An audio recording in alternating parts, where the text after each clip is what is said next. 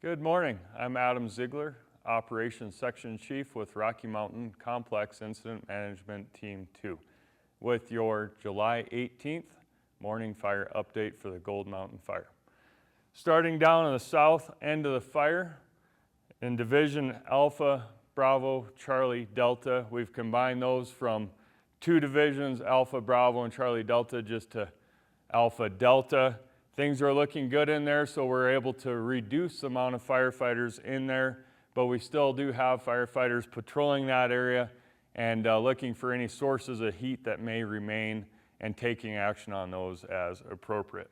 Moving up to Division Foxtrot, they still continue to work the areas of fire that have come out to the line and mop up and patrol those to ensure those are secured. Moving further up into Division Foxtrot, we have an area that the fire has come down the hill to where we can take more action on it. They started taking action in there with firefighters and heavy equipment, and we'll continue that process to get that work back up the hill. So if you're from down in this area and you saw the prominent smoke on the west side of the fire, that's the area they're currently working, is where that smoke has worked its way down the hill. Continuing up in Division Foxtrot into Division Hotel, they still continue to work their more direct line in there to help exclude a good chunk of line from that fire. Moving up into Division Kilo, making good progress in Division Kilo. They've been able to shift a lot of resources over to Branch 3.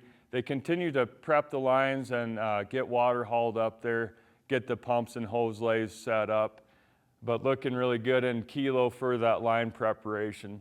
Division Papa continues with their line production. They're being bolstered by the equipment coming over from Branch 1, as well as we have some additional equipment coming in today that's going to help expedite that process. Moving down into Division Romeo, busy as always down there. They continue to prep the 858 road, following any snags that could become fire weakened at some point, so they don't fall on the road or on firefighters in there. Coming down to the East Fork, we have crews in there getting prep work done in the East Fork drainage to try to prevent the spot fires in there from crossing, and then working on a plan to get that fire worked up into natural features as the fire progresses further along. Moving up north in Division Romeo, they continue to work the indirect line on the east side of what we're calling the Cimarron structures, all these structures north of the reservoir, and then also working up to the High Mesa and the Division Romeo break. Division Romeo continues to work down the High Mesa, and they've identified a chunk of line to work to the east, down to the county road below, to keep extending our line to the east. And we still have the Elk Fire out to the east of our fire. We are in communication with the Elk Fire to ensure that we have consistency between our operations, and it's a coordinated effort as we manage both these fires that are very close together.